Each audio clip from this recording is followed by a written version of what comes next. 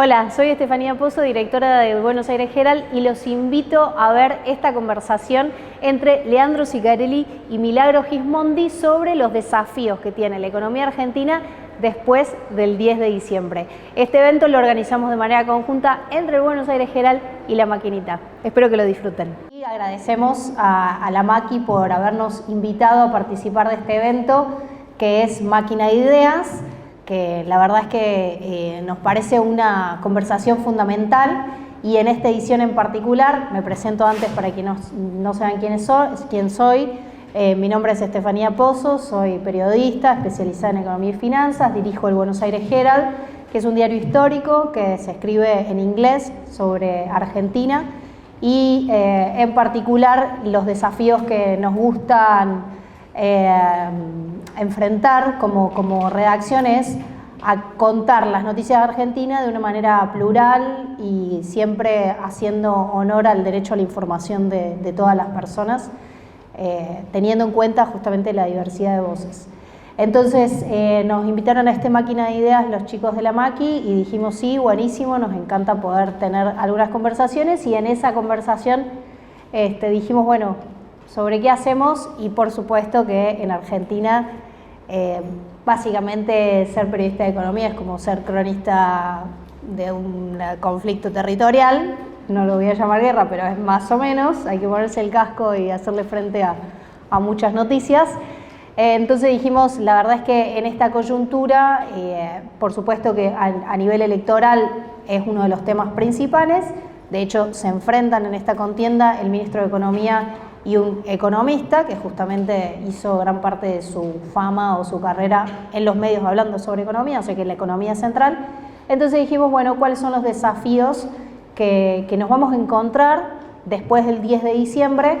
Pensándolo desde esta semana, ¿no? Que es definitivo, y en breves ya vamos a saber quién va a estar a cargo de tomar las decisiones en Casa Rosada.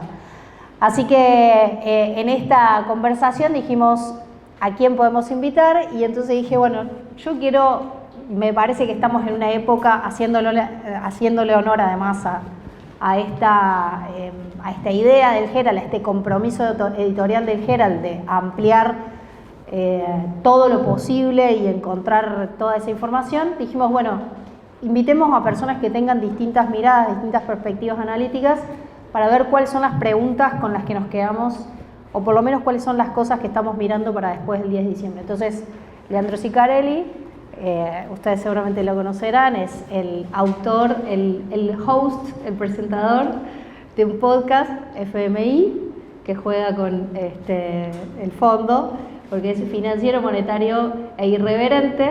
Me gusta la combinación.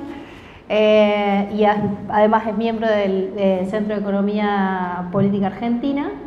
Y tenemos a Milagro Gismondi, que también es economista, formó parte de los equipos de la provincia de Buenos Aires y de Nación cuando Hernán Lacunza estuvo tomando las decisiones en ambos equipos, ¿no? Formaste parte de su equipo. Así que con esta presentación lo que les voy a proponer es lo siguiente. Preguntas que ustedes tengan, les dieron un papelito a la entrada, vayan anotando todas las preguntas que se les ocurran. Después, al final, lo que vamos a hacer es receptar todas esas consultas que haya. Y ahora lo que vamos a hacer es escuchar un ratito a cada uno a Milagros y a Leandro sobre cuáles son los desafíos que piensan ellos, y después vamos a seguir dialogando sobre esto. Así que inicialmente, ¿quién prefiere? ¿Quieres que arranque? Empieza Milagros. Gracias, Estefi. Como dijo ella, mil gracias por venir. La verdad que ella me convocó antes de las elecciones generales, no fue antes de las PASO, ¿no? Fue post-PASO, sí. Pero antes las generales, o sea que no se sabía cómo iba a ser este 14 de noviembre. Pero dije que sí básicamente porque pensar en los desafíos de la economía argentina es algo que me gusta debatir, y me encanta que haya tanta gente que quiera pensar esos desafíos de la economía argentina, que van a estar el 10 de diciembre, pero en realidad están hoy, estuvieron ayer, y tenemos que tomarnos el tiempo de pensar esos desafíos. Más allá de después de lo que surja en la conversación y que podamos debatir y las preguntas de ustedes, a mí me gusta estructurar mi cabeza de alguna forma, y cuando veía el título de qué desafíos enfrenta la economía argentina en el 10 de diciembre, pensaba en 3 grandes bloques de desafíos. Por un lado, lo que para mí es más importante, pero también lo podemos debatir, que tiene que ver con los desafíos más estructurales.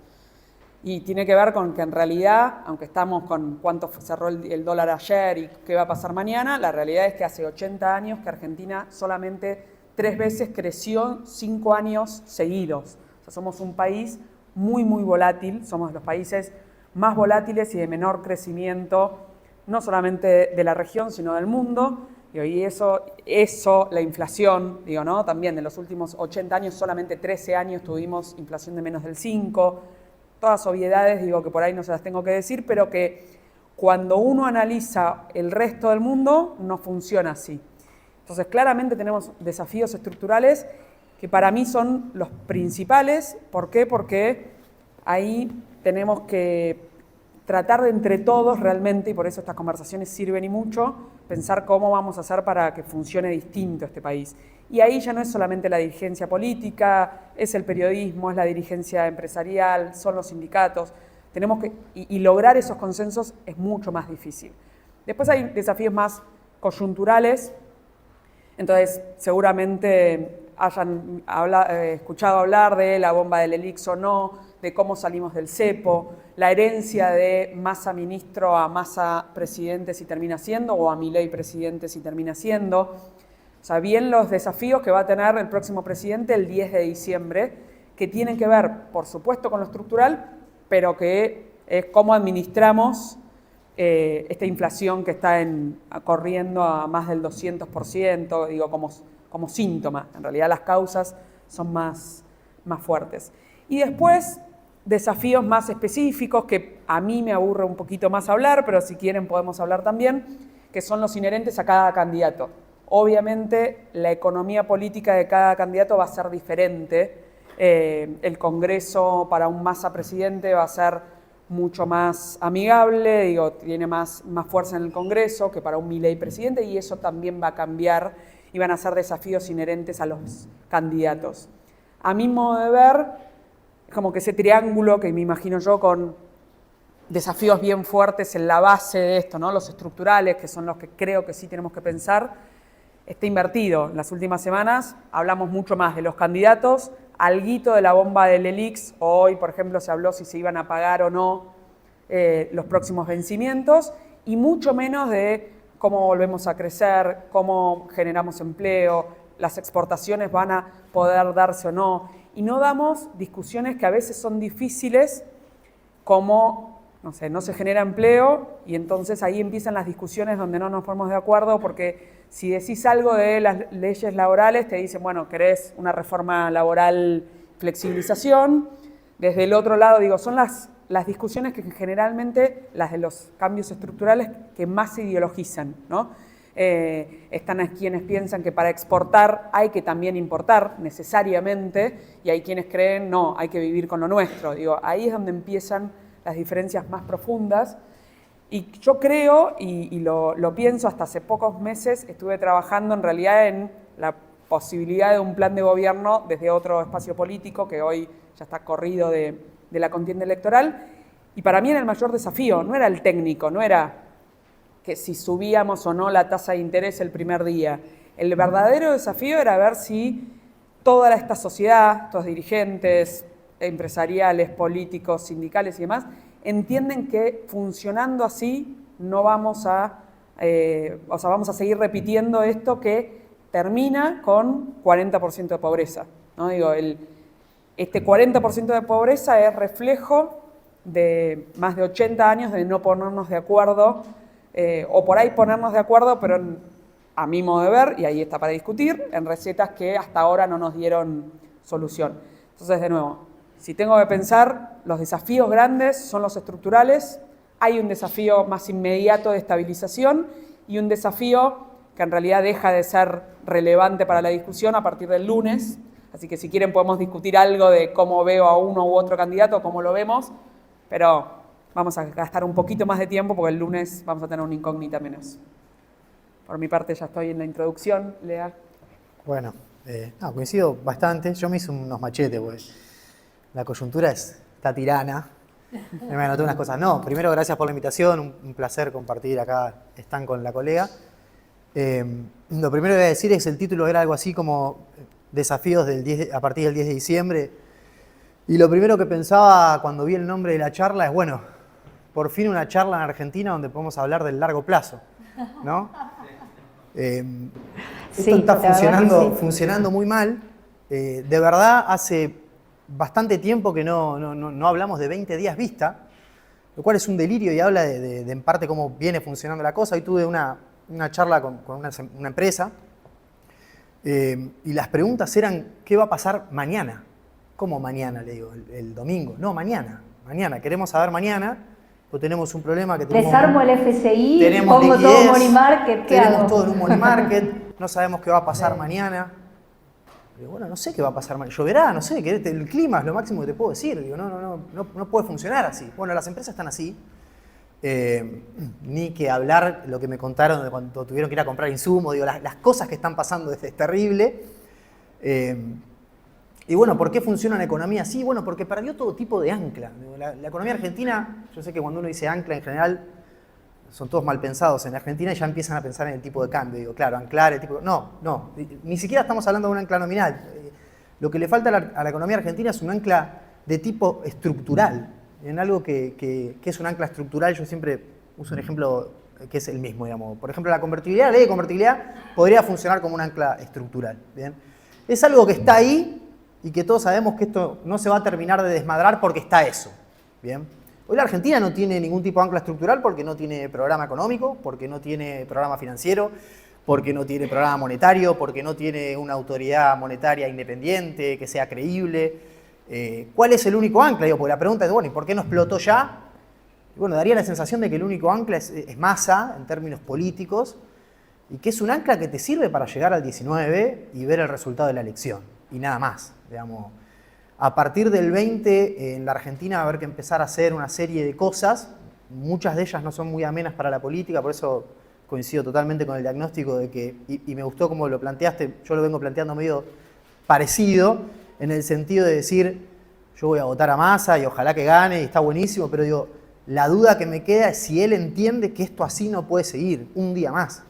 Digamos que todos los resortes de la economía argentina están puestos en ver cómo llegamos con esta mediocridad y este desastre hasta el 19. ¿Bien? Porque en parte lo que queremos saber es cuál es el resultado electoral, a quién le toca gobernar, y a partir del 20 hay que empezar a hacer una serie de cosas. ¿Bien?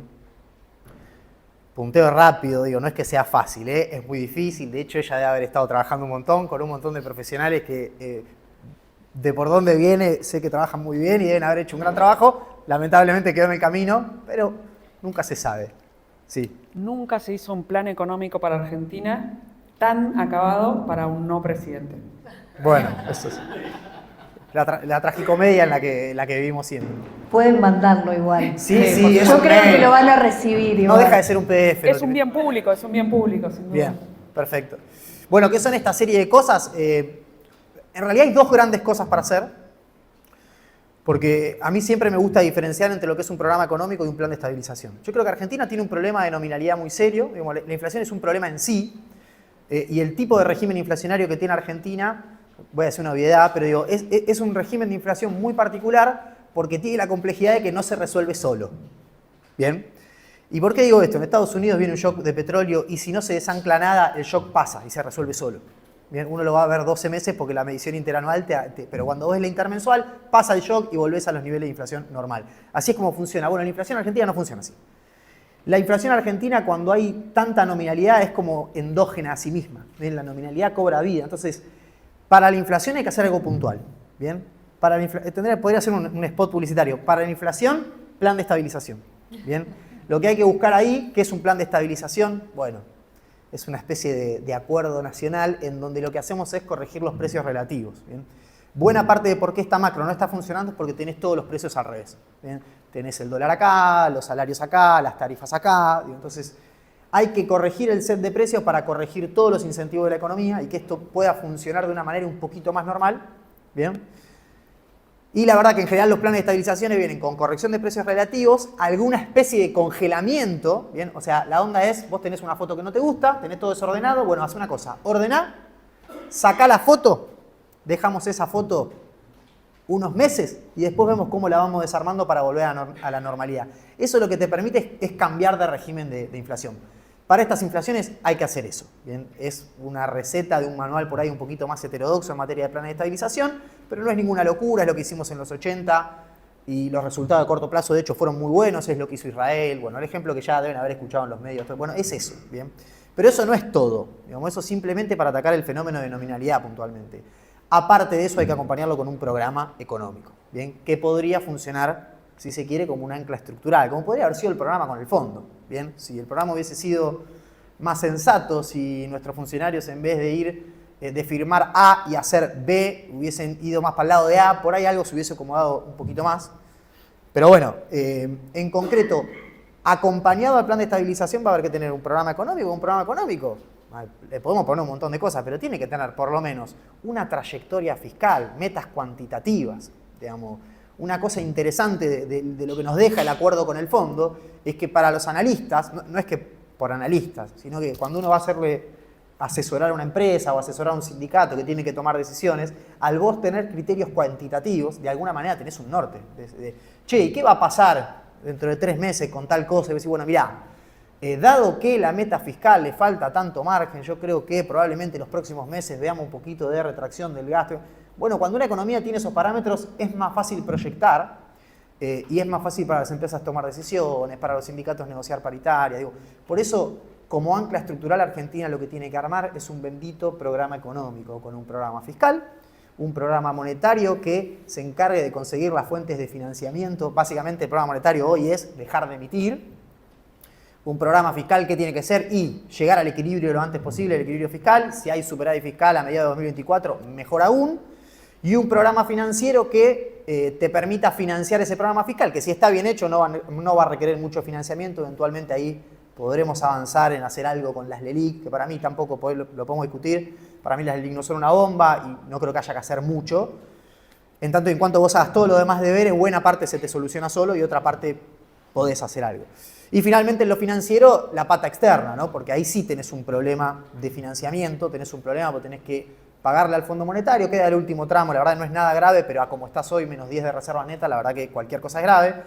Queda la deuda con los bonos privados, que tampoco es mucho, pero también es bastante grave. Y queda el balance del Banco Central, que es en realidad lo primero que tenés que recomponer. Argentina, en el mediano plazo, si todo sale bien, debería ir un escenario de reservas netas negativas de menos 5.000 en el mejor de los casos, para ser optimista. Porque buena parte de todo el giro de reservas empieza a encontrar un limitante en los depósitos en dólares de la gente. ¿Bien? Entonces hoy estás con lo último. ¿Bien? Si esto sigue avanzando, en algún momento la gente se va a dar vuelta, va a empezar a pedir los depósitos, eso va a ser sistemático y ahí vas a tener un problema grande de liquidez que puede terminar muy mal políticamente. Entonces, ¿cuáles son los desafíos a partir del 10 de diciembre como conclusión? Hay que ponerse a gobernar. Y ponerse a gobernar significa trabajar de manera seria, hacer programas, juntar equipos técnicos, proyectar, traer metas cuantitativas, pensar en temas 1, pensar en escenario A, en escenario B, en escenario C, si no sale bien, si no sale más o menos, si no sale mal, plan A, plan B, plan C, y rezar también que llueva un poco, digamos, sí. Porque en el medio hay que llegar hasta la gruesa, el trigo viene mal y no sabemos cómo va a venir la gruesa del año que viene. Pero bueno, como ahora coincido totalmente, creo que hay una pata política y civil y social de todo este embrollo que hay que resolver también, porque la verdad es que tienen que estar adentro los empresarios, tienen que estar adentro los sindicatos, hay que hacer un gran acuerdo nacional, que no es un lema, ya está como bastardeado, o como era con plan integral, que también lo bastardeaban, pero digo, es que hay que hacer un plan integral, ¿cómo querés que le digan? Si es eso lo que tienen que hacer. Es que sin duda, y retomando lo que decías, es el plan de estabilización en algún punto ataca lo que yo decía, estos desafíos más coyunturales, ¿no? Es justamente la nominalidad, la deuda con los importadores también, en definitiva, la deuda comercial con los importadores. Eso tiene que ser el corazón del plan de estabilización. Pero después tenés un plan de crecimiento que también va tardeado, ¿no? Digo, es como que más de una vez hablamos de un plan de desarrollo que después no se da. Para mí ahí el mayor desafío político, pero también social, es esto de, él lo dijo bastante al pasar o rápido, esto de superávit fiscal o llegar a cero en 2024, no es nada fácil. Digo, en los últimos 60 años solamente 6 tuvimos resultado fiscal positivo. Evidentemente tenemos, o sea, siempre cuando dicen Argentina tiene un tema cultural con el dólar, no, tenemos un tema cultural con gastar más de lo que nos ingresa. Ese es nuestro tema cultural.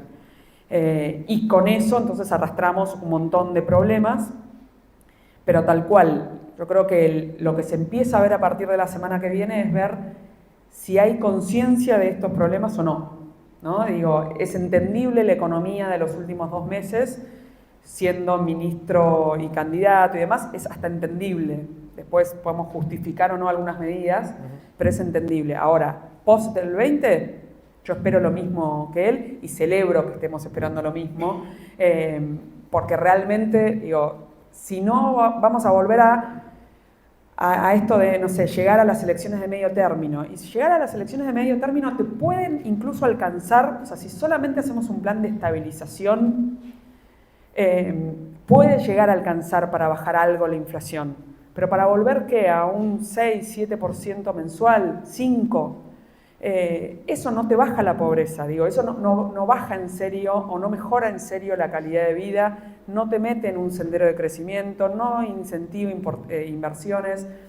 Entonces, el desafío es ver si hay conciencia de que la realidad es un plan de estabilización integral. ¿Y por qué integral? Porque nosotros, por ejemplo, lo veíamos como que necesariamente tenías que hacer una reforma de desregulación o de simplificación normativa.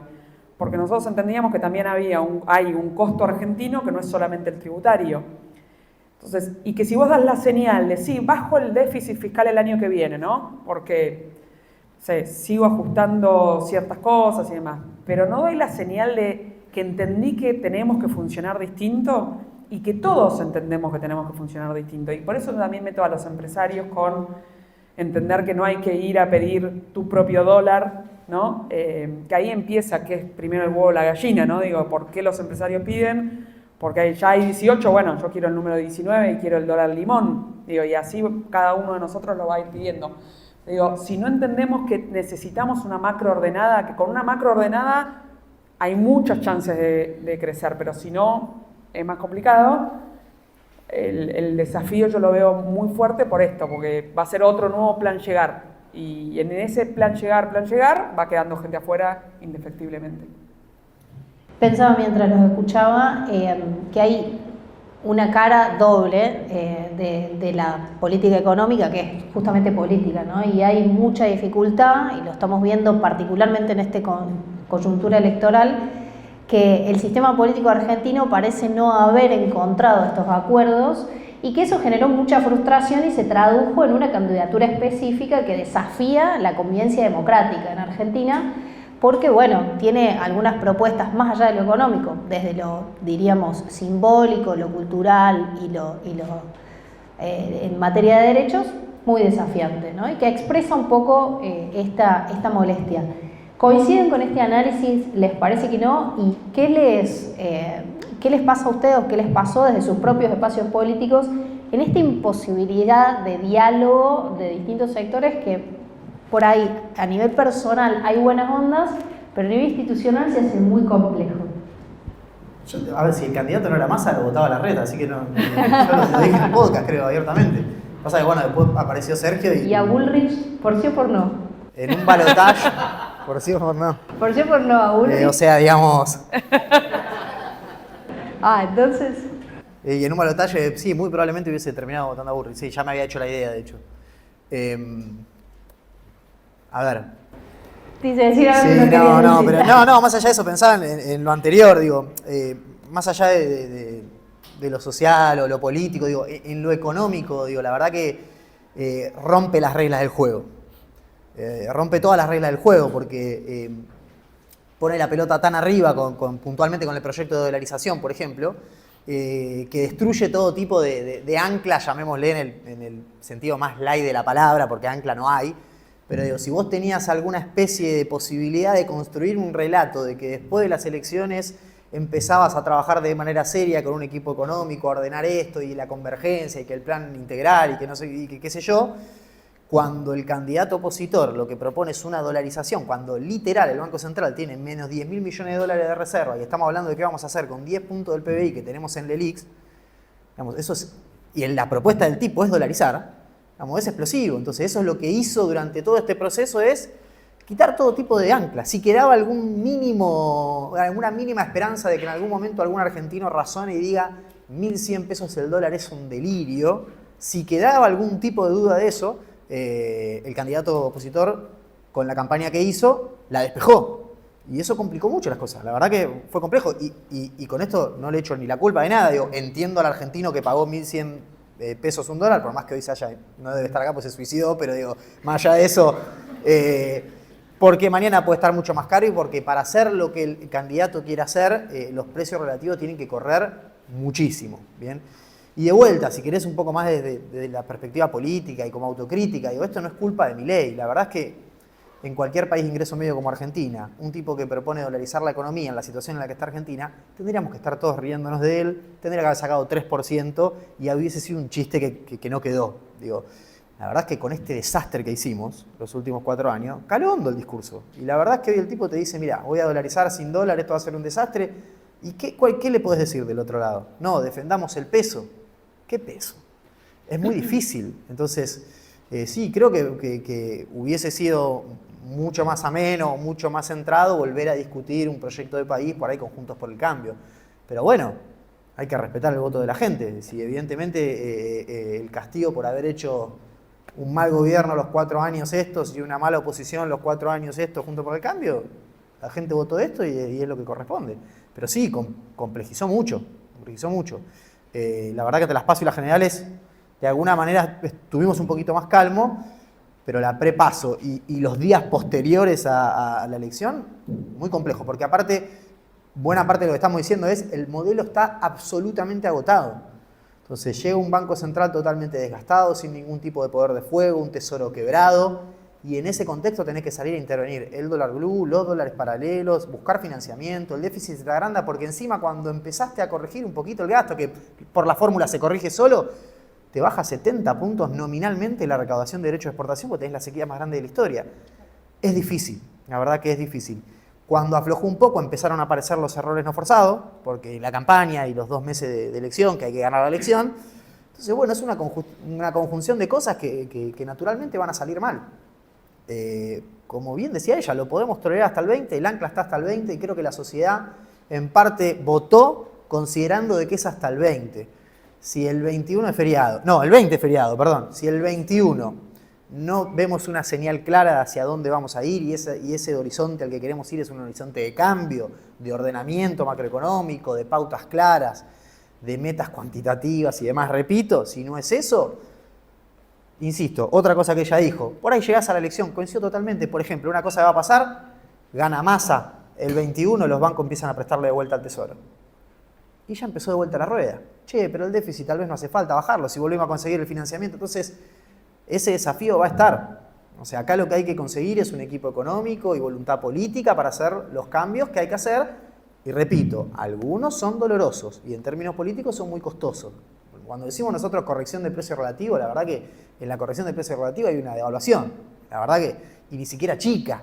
Ya a esta altura una devaluación significativa. No tiene que ir a 1000, pero digo, por lo menos el centro real de ese corredor entre el blue y el oficial tiene que ir.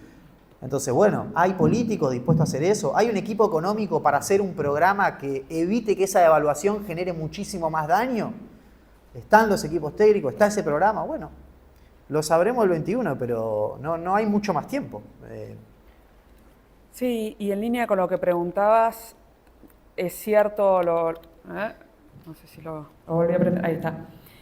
Digo, a mí me gusta correrme bastante de la coyuntura y es esto, son muchos años que venimos con esta crisis, ¿no? Digo, entonces, porque, digo, obviamente tuvimos los años después del 2003 al 2007 mejor, etcétera, pero venimos arrastrando desde el 2001. Cuando uno ve el gráfico de pobreza, en cada crisis el piso de la pobreza es más alto.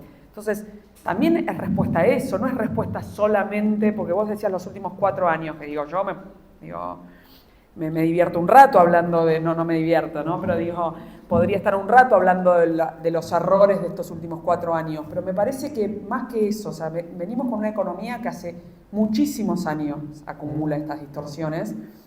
Eso nos hizo acostumbrarnos incluso a esto, que haya cosas que no nos las planteemos, o sea, no estemos pensando, cuando se habla del gasto público recién ahora, y es una de las cosas que yo le doy la venia a Milei, de decir, bueno, pudiste hacer calar hondo un mensaje que a nosotros nos costaba mucho más desde Juntos por el Cambio, ¿no? De decir, este gasto público es infinanciable. Después con eslóganes, con 15 puntos de reducción del gasto, cuando el total del gasto de la Argentina son 20 puntos la parte nacional. Digo, con cuestiones que a mí eso es lo que más ruido siempre me hizo, que a mí me gusta, como les decía antes, discutir los desafíos más de largo, estructurales, donde nos podemos poner de acuerdo o no, con cualquiera de estas salas, no solamente con Leano o Steffi, y sin embargo, digo, son los que creo que tenemos que discutir. Me parece que no se discutió eso en la campaña, no se discutió eso hace 6 meses que estamos discutiendo economía todos los santos días y nunca discutimos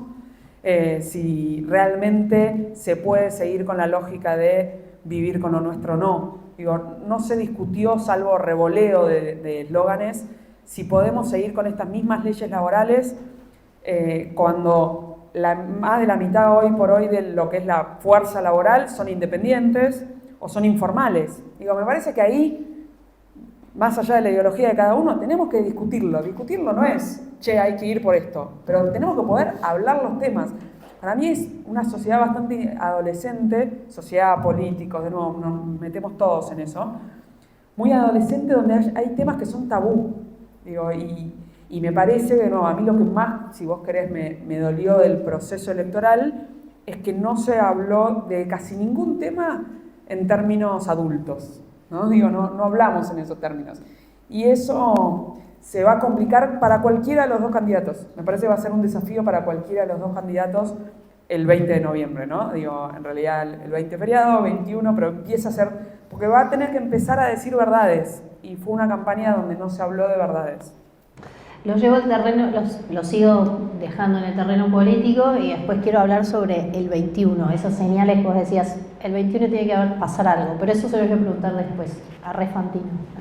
No, pero sí lo que me parece que lo político es importante y hubo en estas elecciones en particular, por lo menos inicialmente, un corrimiento de 2 de las figuras más polarizantes. Ahora una de ellas volvió a ingresar fuerte en la campaña, que es Mauricio Macri, pero da la sensación de que las 2 figuras más polarizantes hasta este momento habían sido Cristina Fernández de Kirchner y Mauricio Macri.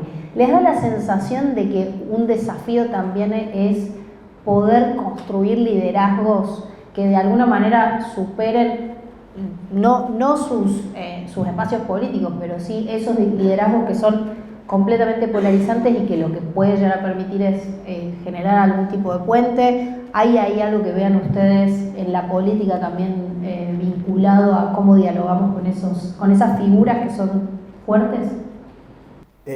Mirá, mi opinión es que a veces como que vemos mucho la foto y como que no pensamos en la dinámica. Para mí ni Macri ni Cristina están jubilados. Creo que para que eso suceda, esto tiene que salir más o menos bien. Y para que esto salga más o menos bien, bueno, nada, para mí hay una opción sola que tiene la chance de que esto salga bien. Ni siquiera es que esa opción significa que vaya a salir bien. Porque la verdad que estamos a la vuelta de la esquina de un escenario como puede ser una victoria de Milei el domingo, un gobierno fallido y un regreso del peronismo en su peor versión, nuestra peor versión. Yo los bromeaba a un amigo de Juntos por el Cambio que va a votar a Milei y yo le decía, tené cuidado porque estás votando a la cámpora en T+1. Porque digo, si esto sale mal, si este experimento sale mal, muy probablemente el electorado vuelva a volcarse hacia una opción más de tipo de centro-izquierda y no vamos a volver con Massa, vamos a volver con... La fórmula va a ser Máximo Delía y el ministro de Economía, el ministro más tibio del gabinete va a ser Moreno. Entonces digo, no, Cristina no está jubilada ni nada por el estilo. O sea, es para jubilar a esas figuras como Cristina y como Macri, esto tiene que salir bien. Lo de Macri es mucho más fácil de explicar. se jugó un pleno con Milei. Este chico gana el domingo, la choca y a Macri lo van a crucificar. Lo vamos a crucificar todo porque llevó a buena parte del electorado a votarlo, por lo menos lo dijo abiertamente. Son jugadas, digamos, arriesgadas las que hacen. Pero bueno, también pueden salir bien. Para pasar esa etapa, ir a un consenso nacional, a generar acuerdos y que haya nuevo liderazgo, de vuelta, esto tiene que salir más o menos bien. Incluso Milei también, si le sale bien a Milei, también jubila unos cuantos. Probablemente a Massa entre ellos. Y probablemente a Macri también entre ellos. Depende, no sé qué rol jugará Macri en ese gobierno. Pero si hay una opción de más centro-derecha o derecha que logra las cosas que Macri no logró en su gobierno, naturalmente la figura de Macri se va a desgastar. A menos que le juegue de canciller o una cosa así, pero no, creo que hoy con la foto la verdad que los dos han decidido jugar de manera estratégica, creo que los dos juegan en otra liga claramente, cada uno a su manera, y hoy con la foto parece que no están, pero la foto cambia muy rápido en Argentina. Hasta hace 5 años Cavallo no podía tomarse un colectivo y hoy da charlas de vuelta en todos lados, y lo digo para bien, digamos, para mí que dé charlas donde quiera, es un economista al fin y al cabo. Sturzenegger era el tipo del megacanje y hoy yo cuando me dijeron Sturzenegger puede ser el ministro de Milei, me puse contento, ¿bien? Porque no sabía qué podía pasar si no era Sturzenegger. Entonces digo, nada, la política en Argentina se recicla, el nivel es muy bajo, con lo cual no daría por muerto a ninguno. Es muy bajo. Ah, okay. Sí, es muy bajo. No, digo, pues lo repetiste. Sí, bajísimo. Nadie que sea bueno dura más de 10 años en la política, eso es lo que aprendí a lo largo del tiempo. Entonces, bueno, nada, los liderazgos se reciclan. De vuelta, tiene que salir bien. Por cuestiones etarias, en algún momento esto va a cambiar, pero digo, no la veo tan clara todavía. Sí, coincido en varios puntos también, digo, para no deprimirnos tanto, entonces uno tiene que agarrar algunas cosas. Creo que ciertas elecciones provinciales con nuevos liderazgos, que también lo nuevo no necesariamente es bueno, ¿no? ¿Viste? Tenemos esa cosa de nuevo va a ser bueno, no necesariamente, pero hubo un recambio. Me parece que esa demanda... Digo, después podemos estar más o menos de acuerdo si esa demanda tenía que ser Milei o no, pero hay una demanda de quiero ver caras nuevas, y en eso yo pongo algo de esperanza en que los liderazgos pueden surgir de esta sala, digo, ¿no? Digo, incluso ni bien fue el 30% original de las PASO de Milei, más allá que obviamente tuvo aparato también de los compañeros y debe haber tenido apoyo diverso, la realidad es que digo, fue una fuerza bastante inorgánica, digo, generada mucho por los jóvenes. Después los jóvenes necesariamente eligen bien, mal, bueno, lo discutiremos, pero me parece que esos son fenómenos que tampoco le podemos dar totalmente la espalda, o el recambio en los gobernadores. Parece que hay algo ahí para estar atento. Yo creo mucho, se nota que me gusta bastante lo micro, porque creo mucho, por ejemplo, en ciertos intendentes. Me parece que ahí ves distintas formas de hacer política real, ¿no? En algunos lugares específicos. Cuando mirás para arriba, si no, daría la sensación de que siempre se hace la vieja política, y desesperanza un poco más, ¿no? Por lo que vos decías del nivel. Pero en cambio, a nivel municipales, pongo algo de esperanza en los gobernadores y demás.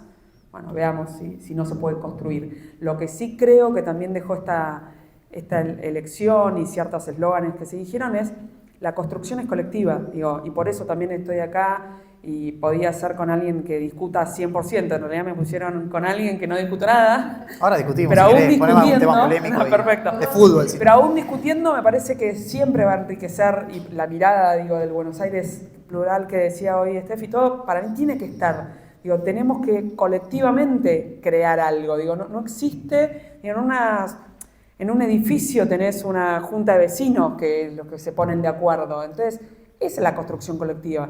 Y creo que tenemos que seguir trabajando en eso, aunque nos sigamos chocando parte contra la pared, pero por algo vino tanta gente a un evento como este, ¿no? Creo que hay demanda de que la cosa sea colectiva. A ver, le sumo una cosita, no, dos cositas. Me vas a discutir. No, una cosa que... Dicen algo que porque en desacuerdo bien. no hacemos pelear, porque No, el tema generacional coincido totalmente. Yo, a ver, no le tengo mucha fe a los que vienen atrás mío, pero digo, en mi generación y alguna vez algún primo que tengo que es politólogo me decía que estaba acertado, porque él veía lo mismo y estaba estudiado, que nada, que la generación nuestra venía con otra dinámica, venía con otra impronta.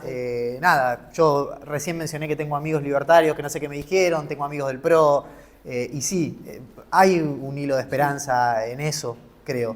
Para la juventud, los que vienen atrás mío, más allá de observaciones personales mías que yo pueda hacer, nada, quedó pendiente una cosa que vos habías mencionado, que yo dije los últimos 4 años, vos me dijiste, bueno, es más largo. Sí, a ver, desde 2011 para acá, en términos netos, no crecimos nada, cero. O sea, el pibe que hoy tiene 25 años no vio esto funcionar. Claro. Entonces, no sabe que esto puede funcionar. Y de 2018 para acá, en términos de ingresos, todos los años un poquito peor. Entonces, bueno, nada, Pep ayuda aparte a entender el enojo de los pibes, y la verdad tiene razón, y el voto a Milei, que también es inorgánico, pero es fiel, es un voto en respuesta a algo que no está funcionando. Y para sumar un poco de pesimismo, en los 80 esto funcionó así, no tan así, pero digo, era un quilombo parecido y duró 10 años. Entonces, puede seguir esto y podemos seguir así, y esta mediocridad o este descender gradual puede perpetuarse unos años más hasta que de alguna manera termine explotando. Entonces, nunca es tarde para emprender todos los cambios que tenemos que hacer. Y las elecciones presidenciales, qué mejor excusa que ahí para empezar a hacer los programas. Levi Yeyati, que voy a citar a alguien que igual es del otro... estaba en el equipo de cosas. Sí, laburo mucho. Dice algo muy interesante, decía en una entrevista que lo escuché, que decía, el próximo gobierno tiene que gobernar, tiene que asumir, sabiendo que va a perder la elección de mitad de término. Claro. Y esa es la mejor definición que puedes tener. Eso es lo mejor que le puede decir un ministro de Economía al presidente que asuma. Mirá, negro, que te voy a chocar todo, ¿eh? Van a hacer fila para ir a putearte, yo los voy a mandar a toda Balcarce, yo acá no atiendo a nadie. Vieron que Remelennikov le decía a Dualde, yo no voy a los actos. ¿Cómo no vas a venir a los actos? Soy ministro de Economía del gobernador. No voy a los actos porque en los actos me manguean. Y cuando alguien me quiere manguear una partida a mí, tiene que venir a mi despacho, no me va a manguear en un acto en la cancha de no sé dónde, que no sé qué. Bueno, algo así tiene que hacer. Entonces, bueno, es un buen diagnóstico. Lo que hay que hacer a veces no es del todo bonito, partimos muy de atrás en la discusión. Emma Gil dice, acá hay medidas que son de signos políticos. Subir las tarifas del PRO, claro. Dar un programa social de los kirchneristas. Es una boludez. Hay momentos donde tenés que subir las tarifas y no importa si está el PRO, o si están los kirchneristas, o si está Massa. Y bueno, creo que hay que de a poco ir desandando ese camino de sobreideologización y volver a discutir las cosas de la manera más práctica posible para empezar a resolver. Los políticos yo desde que tengo uso de razón, la última vez que me solucionaron algo, lo mencionaste vos el otro día en Twitter, ayer, que podés cargar la SUBE ahora. Que podés cargar la SUBE y validarla en el bondi. Eso cuando me cambió los 3 randazos que le puso aire. El DNI más fácil. Los DNI, por eso no entiendo que los compañeros putean a randazos, fue los mejores ministros que tuvimos. Las pocas cosas que puedo mencionar de los últimos 10 años que algún político me haya solucionado algo. Y yo soy un privilegiado. Entonces, bueno, nada, partimos de -10, como las reservas. Hay que empezar. Sí, y en línea con eso de partimos de -10, a mí me gusta decir, para ir a Mar del Plata, yo soy de Mar del Plata, así que por eso pongo el ejemplo, pero para ir a Mar del Plata es la ruta 2, digo, entonces podemos discutir esto también, a veces las velocidades, no, pero es la ruta 2. ¿Por qué tenemos tantas diferencias hoy? Pues estamos en la Quiaca. Entonces, como nos alejamos muchísimo, y bueno, va a ser costoso, digo, volver, o vamos a tardar muchísimo, digo, no 4 horas. O sea, no muchísimo, pero estos 10 años que decía él es un poco así. Pero tenemos que en algún momento rumbear y empezar a venir para este lado, porque si no, nos podemos seguir alejando. Digo, eso es lo más triste. Siempre como que tuvimos como el colchón, ¿no? De que la Pampa nos da todo, de que siempre nos va salvando nuestra abundancia, pero ya llevamos mucho tiempo que nuestra abundancia no nos está salvando, porque el 40% de la población, y en realidad más, ya en estos meses, estaba debajo de la línea de pobreza, o sea que tanto no nos está salvando. Nos está salvando probablemente a los que estemos acá, pero cada vez nos salva menos, y hay que dejar de creer en eso, ¿no? Digo, en ese colchón o en esa abundancia que nos hizo ser como muy distintos a América Latina durante mucho tiempo, pero que nos empieza a alejar ahora cada vez más de países que antes veíamos como muy diferentes a nosotros. Les voy a pedir que si tienen esas preguntas, que me las vayan haciendo llegar. Y mientras tanto, les dije, me interesó esto de ponernos en el 21, ¿no? Vos decís, el 21 tiene que haber señales. Y entonces lo que quiero preguntarles es, ¿qué señales ambos piensan, o por lo menos los va a dejar tranquilos? Vos decís, bueno, que pase esto. ¿Qué tiene que pasar el 21 para que vos digas, ok, empiezo a sentir que tengo aire en los pulmones de vuelta? Bueno, va a depender del escenario electoral. A ver, si gana Milei, lo primero que querría es que le ponga un precio a la dolarización, como para ponerle un techo a los paralelos, porque la transición puede ser muy complicada. Y la verdad que en ese sentido, ya más a esta altura tiene más para ganar que para perder, porque son 2 semanas. Literal, hace 2 semanas de feriado cambiario y bancario y le entrega este desastre a Milei. Así que una cosa que ayudaría a una transición un poquito más ordenada, si fuesen todos un poco más racionales, sería el lunes que es feriado, que se junten el lunes a la mañana y el lunes a la tarde una conferencia donde sepamos, bueno, no le quiere poner precio, pero bueno, algún rumbo del proyecto de dolarización, y obviamente que el gobierno actual pague algunos costos de transición, porque es lo justo también como buen perdedor. Del lado de Massa, en caso de que gane, yo quisiera el 20 de feriado que me anuncien el gabinete, quisiera saber quiénes van a ser los ministros y si se puede delinear algo del programa económico en el que se supone que hay algunos profesionales trabajando. Sería un buen norte. Yo no quiero saber el fin o el detalle, no quiero saber cuál va a ser el régimen cambiario, no lo necesito. Si por lo menos me dicen que hay un programa y que hay metas cuantitativas y que tienen algún norte, digamos, eso ya para mí va a ser una buena señal. Obviamente, como todo en Argentina, somos personalistas. Yo quiero saber el nombre del ministro de Economía también. Eso va a impactar mucho porque uno ya tiene más o menos una idea de cuál es el perfil de ministro que vos necesitas para esta... ¿Cuál es el perfil? Y de centro, de conservador para la derecha, ¿no? Es una coyuntura, tenés que hacer ajustes, correcciones, no podés poner un keynesiano. Como digo yo, que siempre le gusta usar la frase keynesiano en la crisis y liberal en la bonanza. La verdad que hoy estás en un escenario donde tenés que traer un tipo lo menos creativo posible, un tipo que venga a hacer la cuenta de almacenero, y si no cierra, se baja algún gasto o se pone un impuesto o se ajusta de alguna manera. Nada, es lo que me parece que demanda la coyuntura. Y después, obviamente, más allá del nombre y la orientación política, que tenga el conocimiento técnico, que tenga los equipos, digamos. Cito a otra persona de Juntos por el Cambio, ya lo echaron igual creo, a Martín Lustó, que él dice el ministro de Economía no tiene que ser economista, tiene que ser abogado u otra cosa, tiene que ser un político. Ahora. Bueno, como ahora, ahí está. Tiene que ser un político, porque tiene que coordinar equipos técnicos, porque tiene que tener la cintura para hablar con gobernadores. Entonces, bueno, yo quiero ver el nombre, y si el nombre puede venir con algunos anuncios en torno de lo que va a ser el comienzo de la implementación de un programa económico más de tipo integral, con reformas, y si meten la palabra Congreso ahí en el medio y acuerdos, yo me voy a quedar más tranquilo. Si no tenemos eso el 20, yo el 21 empiezo abiertamente en el podcast a criticar a Massa y a todo el gobierno. Bueno, no hay más tiempo. Lo digo en serio, fue mucho tiempo de tolerar errores no forzados, una macro que no funciona, quilombo en todos lados, y la verdad que era entendible por el shock de la sequía, por no haber hecho las correcciones en el momento, que eso con el diario el lunes es fácil, se la concedo que no lo hayan visto. A ver, tenés un Ministerio de Agricultura con 5.000 personas laburando, no la vieron o no se la supieron explicar, se la dejo pasar, está bien. Después vino la elección, es todo entendible. A partir del 20 hay que empezar a hacer los deberes que nos hicieron durante todos estos años.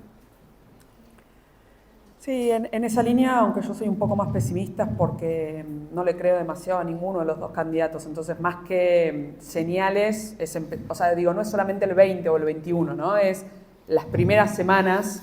El 21 puedo confiar algo, creo que el nombre es muy importante, pero no por el nombre ni siquiera por el espacio político y demás, sino más que nada porque hoy por hoy uno conoce los distintos actores hasta dónde están dispuestos a ponerse firmes o no. O sea, más la actitud, por así decirlo, sí, de los posibles equipos, que bueno, algunos que ya sabes que a la primera van a decir, bueno, sí, relajo esta meta. Entonces eso sí es fundamental. Obviamente, y no tiene que ser el primer día, pero señales claras de corrección de tipo de cambio, o sea, empezar a hacer esto, lo que él decía, el trabajo sucio, bueno, que empiece antes del 10 de diciembre, cierta corrección de precios relativos. explicar esto, digo, si en la cara de cualquiera de los dos se ve esa cara de decir, miren que van a venir veces difíciles, que son esas cosas que a los economistas nos callan en la campaña y nos dicen no se puede decir eso, pero que por ahí a partir del 21 hay que empezar a decirlo, porque si no, después se pasa al gobierno diciendo no, la herencia, y la querés decir en junio del año que viene. Junio es tarde, hay que empezar ya a marcar ese camino, y creo que eso sí, son las señales, pero yo por lo menos voy a ser bastante escéptica, o sea, no sé si el 21 igual apoyaría en el podcast. Yo. No, el 21, yo ya me estoy preparando para putear, es obvio que es obvio que va a fallar, pero bueno, le vamos a dar el crédito a la duda. Uy, mira todas las preguntas que hay. Hay una cantidad de preguntas, esto es todo mérito de ustedes, hay una que está a tono con la semana coyuntural, ¿economía bimonetaria sí o no? Qué pregunta. ¿Contratos en dólares? Hay muchas preguntas sobre regímenes cambiarios porque claramente el dólar es lo que nos está preocupando más. Así que hay otra también sobre la salida del cepo, desdoblamiento, por ejemplo. Pero vamos primero con economía bimonetaria. Bueno, es que son todas muy parecidas, están todas vinculadas. Claro, por eso le digo regímenes cambiarios. La realidad es que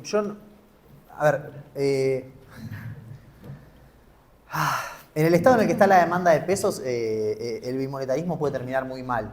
Puede ser el golpe de gracia que le falta al peso para depositarnos en una hiperinflación. La verdad es que Nobleza obliga a cualquiera que proponga una economía bimonetaria. Quiero creer que viene con un programa fiscal y monetario atrás. Bien, al no conocer ese programa monetario y fiscal tiendo a desconfiar. Yo prefiero ahorrarnos el riesgo de terminar en una hiper por intentar una cosa así. Por ende, tampoco estoy de acuerdo con salir del cepo el día 1. Me parece que primero hay que hacer todas las correcciones y una vez que tengas todo preparado, intentar salir.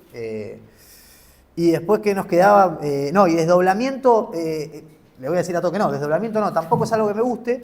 Los desdoblamientos en general son regímenes de tipo transitorio. Ninguna economía funcionó muchos años seguidos con desdoblamiento, pues en algún momento, si el desdoblamiento sale bien o convergés, o si no, explota, como el plan primavera que explotó. Y yo creo que de alguna manera un desdoblamiento, que es una alternativa que es muy factible en el corto plazo, en términos políticos creo que puede llegar a suceder. A mí lo que me da miedo del desdoblamiento es que cuando vos formalizás el desdoblamiento, porque alguien me podría decir, bueno, esto ya está funcionando desdoblado. Si hay un par de operaciones que haces al MEP y hay otras que haces al oficial, ya hay como un desdoble. Bueno, sí, eso opera de manera informal, si se quiere. Un desdoblamiento es formalizar eso, ¿bien? Y empezar a desplazar demanda y oferta de dólares de un mercado al otro, acorde a cómo en dónde perdés y en dónde ganás reserva. Yo creo que eso tiene dos problemas. Primero, te va a perpetuar una brecha muy grande, no la vas a poder bajar y en algún momento termina explotando, porque no desarticulás ninguno de los incentivos horribles que te genera la brecha. Y en segundo lugar, no le confío a los equipos técnicos y a los políticos que armen bien un desdoblamiento. Por el simple hecho de que cómo piensa cualquiera un desdoblamiento. Mira al mercado oficial y dice, bueno, ¿qué hacemos en el mercado oficial? Y estamos perdiendo reserva. Bueno, ¿qué sector tienes de déficit? Digo cualquier cosa, Petróleo. Bueno, petróleo mandalo al paralelo. Y listo, acá tenemos superávit en el oficial. No, sí, pero estás mandando un déficit neto al paralelo, con lo cual el paralelo ahora va a tener más presión arriba y la brecha va a tender a ser más grande. No importa, lo que compramos acá lo devolvemos allá, más caro. Bueno, así explotan los desdoblamientos, ¿no? Porque la broma de un desdoblamiento es que traiga dólares en términos netos por fuera del sistema que no van a aparecer porque desdoble. Por eso ni desdoble, ni oficializar el desdoblamiento, ni economía bimonetaria, mucho que menos dolarizar. No, hay que ordenar los precios relativos y tratar de que esto converja de alguna manera. Coincido y sumo a lo del desdoblamiento, el riesgo grande que tiene es, o el desafío es flujos y stocks. Una cosa son los flujos, ponele que vos digas todo lo comercial va como ahora, en realidad ya exportador está a 540, entonces podrías decir lo importador también, pero el problema es la deuda de los importadores, ¿va a 540 o no? Y tenés un sobrestock de más de 20.000 millones de dólares, las deudas, ¿a qué tipo de cambio? Entonces, tiene complejidades que no es tan simple como decir, bueno, a distintos. Sí creo igual que algún tipo de simplificación del régimen actual que tenés, que no es ni salida del cepo y demás, pero no sé si son 18 distintos, o sea, esto es Netflix una cosa, Limón otra y Soja otra, creo que no, que de hecho con la última medida de la exportación a 540 iban a eso. Y por otro lado, lo que sí, coincido, pero para que redoblo, para que quede claro, no va a haber ningún programa cambiario, o alquimia cambiaria que supla este programa integral, fiscal y demás. Entonces, a mí no me gusta la dolarización, no me gusta el bimonetarismo, pero más allá de si me gusta o no, no puede ser lo único. O sea, si es lo único, salgamos con cacerolas. Si es acompañado con algo más, la realidad es que, por ejemplo, el bimonetarismo, ya está funcionando la economía y cada vez más, o sea, solamente alquilás en dólares. Entonces, formalizarlo tendría algunos problemas que, digo, de nuevo, yo tampoco no me gusta, pero eventualmente para alguna transición se podría ir algo así, pero si hay algo detrás. Digo, si tenés un programa económico, sin programa económico solamente alimentás una hiper de pesos. Bueno, estamos llegando al final, así que voy a hacerles la última pregunta, que es como la más, el consenso de preguntas, de las miles de preguntas, un libro básicamente hay acá. Se puede Si quieren se los doy. se puede contestar después si no. En el podcast. Si alguien se anima a pasarlas, por ahí nos podemos comprometer. No, bueno, Son está bien. muchas igual. Pero gracias por la curiosidad y por la participación. Pero sí hay una pregunta que es bastante común, que es que cuál es un poco la parte esperanzadora, ¿no? Como que quiero que terminamos también un poco con esta idea. ¿Cuáles son esos puntos de acuerdo en los que deberíamos empezar a trabajar desde la política, a demandar desde la sociedad civil? ¿En qué nos tenemos que poner de acuerdo? Sí, a ver, en la parte esperanzadora yo no dejo de ser, no dejo de tener esperanza, por eso uno sigue trabajando en todo esto. Creo que hay una coyuntura muy difícil y hay un desafío estructural grande, pero que Argentina tiene todo. Realmente somos el mejor país del mundo, así que digo, con eso como premisa tenemos recorrido. Y tenemos capacidad exportable, una fuerza laboral todavía muy, muy activa y demás. Sí creo que, pero estas son mis banderas de que creo que tenemos que mirar distinto. Tenemos que entender de una vez por todas que la maquinita de la felicidad no existe, eso no es dinamitar el Banco Central, pero no es financiarnos eternamente con emisión y con inflación. Entonces, y eso tiene que quedar muy claro, y para eso es el camino difícil de no querer todo, y un Estado enorme. Aún si hubiese podido financiar con impuestos, creo que no, ya también estamos ahogados de impuestos. Después creo también que hay que, de nuevo, discutir lo laboral, que no es flexibilización, pero es entender las nuevas formas de laburo. También, y sin duda, y eso para mí es uno de los grandes, donde se metió la ideología en la economía argentina, esto de que queremos exportar más, todos vamos a levantar la mano, pero ahora las importaciones las vemos con algún recelo. La realidad es que si queremos exportar más, tenemos que poder importar y tiene que haber un comercio más abierto que el que hay hoy. Hoy, obviamente, por una coyuntura muy específica, casi están frenadas las importaciones, pero más allá de eso, tenemos que ir a una economía más abierta. Entonces, eso creo que son las tres grandes discusiones que hay que dar. Una economía más simplificada también, en esto, el costo argentino, el sobrecosto argentino lo tenemos que correr. Y la sociedad civil de alguna forma lo tiene que demandar. Yo fui secretaria de Hacienda de la provincia y te sentabas con los empresarios y lo que te reclamaban era bajame los impuestos, pero no necesariamente bajame los trámites. Y en realidad compiten, ¿no?, esos costos. Este lobby constante empresarial de tratar de ir acomodándose a la próxima crisis, pero de la manera que a mí me haga zafar, creo que también lo tenemos que cambiar. O sea, los empresarios tienen que entender que más que a su industria particular, lo que hay que proteger es que la macro sea sana. Una macro sana anda el litio, anda la soja y anda la economía de conocimiento, turismo, debería andar todo. Entonces, un poco frenar ese lobby empresarial, y creo que no se me olvida ninguna de las más importantes. Bueno, retomo lo de la primera parte. Hay una agenda optimista también. Yo me imagino que Dios se debe estar como agarrando Dios el otro, no Maradona, el 2, digamos. Se debe estar agarrando la cabeza por la cantidad de oportunidades que nos tira. Digo, ya es como queda, como suena como un discurso político, ¿no? Tenemos el litio, tenemos Vaca Muerta, pero de verdad, o sea, no sé, tirar un pucho, como decía Ise, porque tirás un pucho y sale un árbol de cigarrillos, es una cosa de loco este país. Lo que pasa es que, bueno, tenemos malas administraciones y yo creo que en parte tienen que ver con algunas cosas que estuvimos mencionando acá, que no tienen que ver estrictamente con lo económico, creo que tienen que ver con que nos describen más como sociedad. Somos una sociedad que no sabemos discutir, que somos todos muy maduros, todos muy intensos, somos muy particulares, y creo que en el seno íntimo más general estamos peleados con nosotros mismos. Entonces, los argentinos están peleados con los argentinos y así es muy difícil. Por eso me envalentona cada vez que aparece una propuesta de avenida por el medio, de unidad nacional. Digo, nada, el día que nos dejemos de pelear, no, digo la sociedad y digo los políticos. Para mí los políticos son un reflejo de la sociedad, porque es la sociedad la que lleva a los candidatos a, digo, en una interna que Bullrich le gane a Larreta, es una sociedad que abiertamente se quiere pegar un tiro en el pie. Porque no hay ninguna razón, no encuentro razón, y miren que soy recontra humilde, no quiero meterme en la interna de los demás, pero digo, no encuentro razón lógica porque que en esa interna haya ganado una candidata como Bullrich o un tipo como Larreta.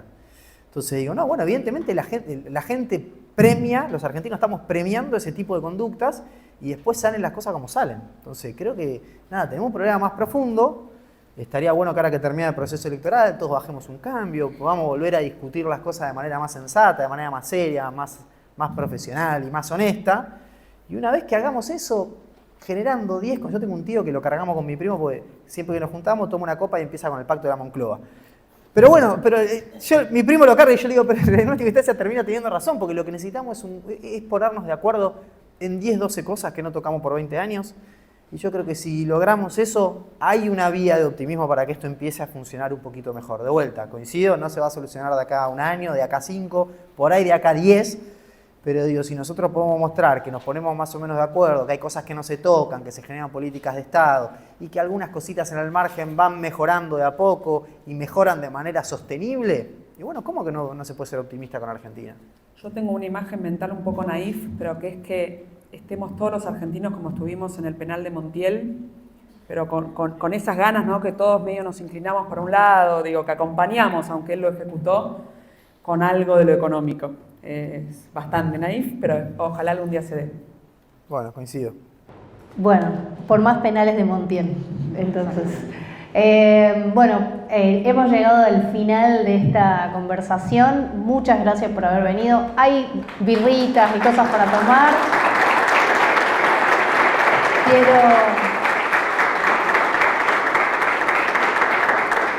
Quiero aprovechar para agradecer a todas las chicas, a todo el equipo de La Maquinita y a todos los sponsors que hicieron posible esta conversación. La maquinita. Justo la maquinita. La maquinita, justo. Hay que cortar la maquinita, pero no esta maquinita. Esta maquinita no hay que cortarla, esta hay que hacerla crecer. Así que bueno, muchas gracias de vuelta. Yo que dije la maquinita de la felicidad no existe, esta sí. Esta maquinita de la felicidad sí existe. ¿Cómo me decís? Que contesten la encuesta, por favor. Contesten la encuesta que está acá atrás.